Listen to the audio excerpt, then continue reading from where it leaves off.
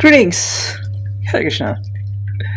आज का टॉपिक है सुबह सुबह की उनकी दिल की बातें। ठीक है, 13 दिसंबर बुधवार के लिए हम कर रहे हैं रीडिंग और हमारे सामने हैं 3 ऑब्जेक्ट, टैरो है और ये 2 ओरेकल। ठीक है, हम कर रहे हैं रीडिंग इनके साथ। सबसे पहले करते हैं टैरो से शुरुआत।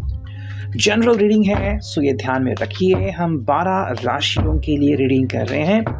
हालांकि हर कार्ड के लिए कौन सी राशि उपस्थित होती है वो भी मैं ज़रूर बताऊंगा। ठीक है, बाकी चैनल को सब्सक्राइब कीजिए एंड मोस्ट इम्पॉर्टेंटली ध्यान कीजिए, मैनिफेस्टेशन कीजिए, काफ़ी हद तक आपको रिलैक्स महसूस होगा।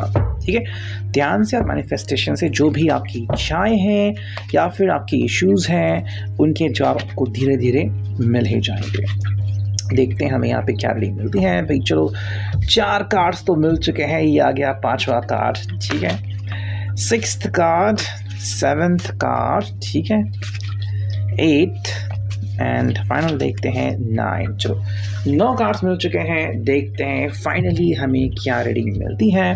Stay tune. ठीक है, चलो अब मैं करता हूँ इन कार्ड्स को क्लियर। पहला ही कार्ड मिला है 4 of swords, Gemini, Libra, Aquarius. ठीक है, यानी कि जेमिनी, लिब्रा, एक्वेरियस का मिथुन, ठीक है, तुला एंड कुंभ राशि। 6 ऑफ सॉर्ड्स, ओके, तो लगातार झड़ी लग गई है सॉर्ड्स की, कम्युनिकेशन हो रहा है यहाँ पे। हालांकि यहाँ पे है 10 ऑफ वॉन्ड्स, एरीज, लियो, सैज, मेष, सिंह, धनु राशि। ठीक है, फिर आ गया है night of pentacles, taurus, Virgo, Capricorn, वृषभ, कन्या एंड मकर राशि। फिर आ गया थी एम्परर यानी कि एरी, सबसे पहला हमारा मेजर अरकाना का कार्ड। बाकी हम देखते हैं तो ये आ गया है भाई जजमेंट। ठीक है, एक और मेजर अरकाना का card, the chariot. Okay, 3 card हो गए, कैंसर, कर्क राशि, 3 of swords and at the end में मिला है 7 ऑफ पेंटिकल्स। तो यहाँ पे है सॉर्ड्स, वॉन्ड्स एंड पेंटिकल्स। कहीं पर भी हमें water sign Cancer, Scorpio, Pisces नहीं दिख रहा है। हालांकि उसमें से कैंसर, कर्क राशि यहाँ पे दिख रही है। ठीक है, सो बात करते हैं ट्रेडिंग की। तो चलो देखते हैं क्या अंडरस्टैंडिंग हमें मिलती है। पहला ही कार्ड है 4 ऑफ सॉर्ड्स। देखो, आई थिंक ये पर्सन जो है वो चिंता मुक्त जीवन जीना चाहता है या फिर चिंता मुक्त होना चाहता है। कहीं ना कहीं मे भी आपको भी ये मैसेज दे रहा है कि उसके हिसाब से अगर कोई भी बात बिगड़ी है तो उसे उसको और बिगाड़ना नहीं है। या फिर अगर आप इसके ऊपर ट्रस्ट करते हो ना, तो ये कहता है कि भाई मेरे ऊपर ट्रस्ट करो। ट्रस्ट कोई ऐसी बात नहीं है कि किसी ने कहा और हमने कर लिया। ये भीतर से हमें लगता है कि हाँ, मैं इस व्यक्ति के ऊपर विश्वास कर सकता हूँ, है ना। अगर आपको लगता है कि ये पर्सन सही है या फिर जो भी उन्होंने किया है, जो भी वो करना चाहते हैं, जो डिसीजन उन्होंने लिया है वो सही है और उसके पीछे उनकी लॉजिकल रीजनिंग है, बहुत ही सोच समझकर उन्होंने फैसला किया है, तो फिर कोई इश्यू नहीं होना चाहिए। हालांकि कोई बात अगर आपको नहीं समझी है, बात बनते बनते बिगड़ रही है, तो कोशिश कर सकते हैं आप उनसे मालूमात इकट्ठा करने की कि भाई क्या ऐसा हुआ, ऐसी कौन सी बात है जो आप मुझे नहीं बता रहे हो बट खुद उस दर्द से गुजर रहे हो।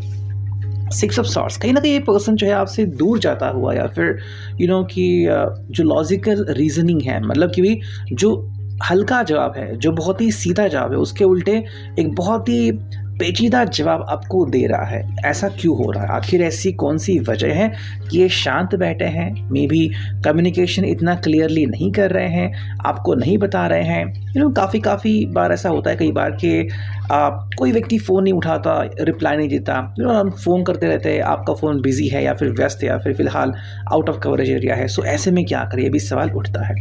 हालांकि यहाँ पे है 10 ऑफ वॉन्ड्स, काफ़ी कुछ हलचल इस व्यक्ति के जीवन में शायद हो चुकी है। हम कहते हैं ना कि कुछ दिन ऐसे होते हैं कि जिस दिन हमें बहुत सी चीज़ों से गुजरना पड़ता है, मतलब बहुत सारा टेंशन होता है या बहुत सारी रिस्पॉन्सिबिलिटी होती है। मान लो सारा बोझ हमारे कंधे पर ही आ गिरा है और अब हमें ही सब कुछ करना पड़ेगा। तो ऐसे में कुछ दिन होते हैं जब हमें कुछ सूझता नहीं, चाहे फिर कोई हमारा साथ दे ना दे, ऐसा लगता है कि भाई मेरे ही कंधे के ऊपर सारा बोझ है और वही कुछ ये फील कर रहे हैं। अगर किसी बात के ऊपर आपको लग रहा है कि थोड़ा सा आप दोनों का झगड़ा हो रहा है या फिर आप दोनों किसी बात के ऊपर नहीं एक मत हो रहे हो, तो कहीं ना कहीं फिर थोड़ा सा दो राय तो बनती है। मतलब आप अपनी राय फॉलो कर रहे हो, ये अपनी राय फॉलो कर रहे हैं। यहाँ पे कोई स्पेसिफिक ऐसा हमें ट्रांजिशन नहीं दिख रहा है, बट हाँ चीज़ें ऐसी है कि इस व्यक्ति को लग रहा है कि अब मैं कैसे समझाऊँ। कुछ चीज़ें इनके हालात के अनुसार हाथ में नहीं होती, तो फिर समझाने से भी कोई फ़ायदा नहीं होता। नाइट ऑफ पेंटाकल्स भाई ये बस वही कह रहा है कि अगर आपको विश्वास करना है तो आप कर लीजिए। होता ना कई बार, मान लो फैमिली ने इनके कुछ कह दिया या फिर गॉसिप चला कि कुछ तो अलग है, फिर आपका अगर विश्वास उठ रहा है इस बात के ऊपर या फिर कुछ ऐसा हो रहा है, इन्होंने आपके ऊपर क्वेश्चन उठाया, सो व्हाट। कई दफ़ा कुछ चीज़ें हैं जिसे हम कंट्रोल नहीं कर सकते, वो अचानक से हो जाती हैं, बट उन चीज़ों से उभरना या उनसे हमें अफेक्ट ना होना देना ये काफ़ी इंपॉर्टेंट है। जैसे कि मे बी आप किसी आप इनके फ्रेंड से मिले या इनकी फैमिली से मिले और पता चला कि इनकी फैमिली आपको पसंद नहीं करती या फिर फ्रेंड जो है वो चुगली कर रहे हैं, तो ऐसे हालात हैं कि जो आप कंट्रोल नहीं कर सकते, बट उनको अपने ऊपर हावी नहीं होने देना है। बिकॉज हर जिंदगी हर व्यक्ति के साथ हम कहते हैं कि कुछ ना कुछ तो ऐसा वियर्ड होता ही रहता है। ये चीज़ आपको ध्यान में रखनी है। यहाँ पे आती है बारी एम्पायर की। क्या आप इस व्यक्ति के ऊपर विश्वास करते हो कि ये व्यक्ति लायक है कि ये सारी चीज़ें सही करे?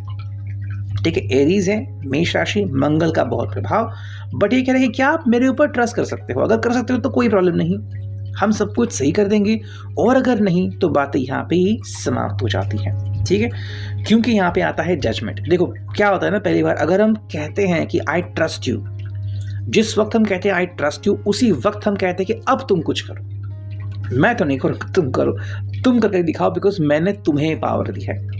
तो कह रहे कि थोड़ा रुको, जजमेंट अगर अभी भी हो सकता है डायरेक्टली। मान लो जैसे कि अगर आप किसी बहुत ही गहरे संकट से जूझ रहे हैं तो शायद वो तुरंत डिसीजन ले, यूं ही तुरंत, मतलब आपको यकीन नहीं होगा और इतना तुरंत डिसीजन ले सकेंगे।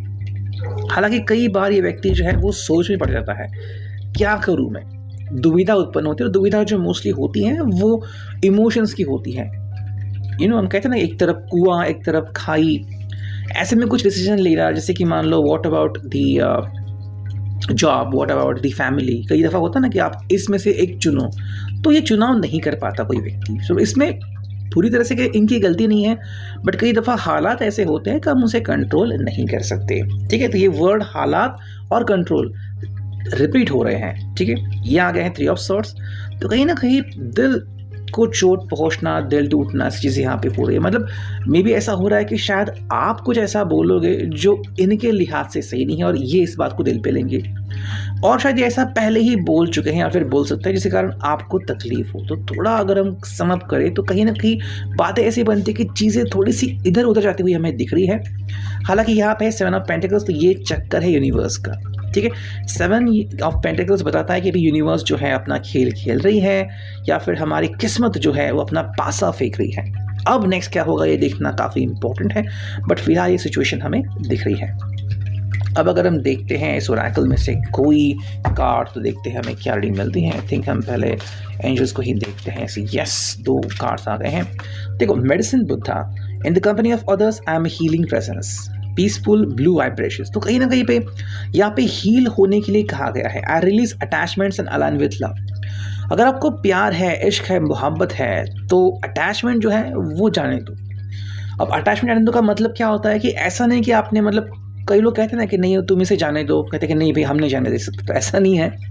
अटैचमेंट जो आप फील करते हो ना, देखो अगर प्यार है, जैसे आप प्यार दिखा सकते हो, कितना प्यार है नहीं दिखा सकते, आप फील कर सकते हो, महसूस कर सकते हो वैसे। लेकिन अटैचमेंट जो होती है, जैसे मान लो आपने इनका हाथ थामा, कहा कि मैं जाने नहीं दूंगा, जाने नहीं दूंगा, तो वो अटैचमेंट थोड़ा सा रिलीज करने के लिए बोल रहे हैं। सेकेंड जो है वही Jesus, I am divinely connected to all life, I feel and know the presence of the divine within around me. मतलब कहीं ना कहीं कोई तो एक एनर्जी है जो हमें प्रोटेक्ट कर रही है, और इस बात का हमें विश्वास होना चाहिए। अगर आपने विश्वास है, so nothing to worry, because देखो हमारे आजू बाजू चीज़ें ऐसी हो ही रही हैं जो शायद हम यकीन करें ना करें, बट चीज़ें तो होती ही रहती हैं। ठीक है, अब उसका क्या हमारे ऊपर इम्पैक्ट होगा वो देखना काफ़ी इंपॉर्टेंट होता है। नेक्स्ट अगर हम देखें तो देखो ये है सेल्फ लव रिचुअल। अब सेल्फ लव क्या होता है ना, कई दफ़ा हम खुद को ही भूल जाते हैं।